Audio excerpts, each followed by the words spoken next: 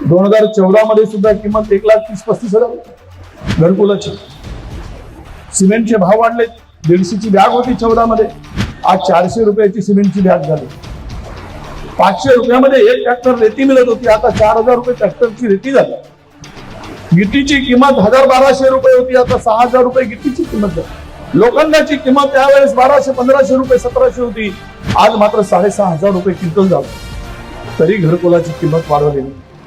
गरिबी काय असते त्याला भोगावं. मी तुम्हाला विश्वासानं सांगेन, आज हे 1.5 लाख माझी सरकार नाही, मी सरकारमध्ये नाही होतो. थोडासा वेळासाठी जेवढा मिळाली संधी तेवढा समाजाचं काही करता आलं तेवढं सोडं करायचा संधीचा मी प्रयत्न केला. पण या घरकुलाची किंमत शिवरकर साहेब ज्या दिवशी सरकार येईल मी त्या दिवशी सांगेल, महाराष्ट्रात माझी सरकार आल्यानंतर घरकुलाची किंमत किमान 3 लाख रुपये केल्याशिवाय राहणार नाही.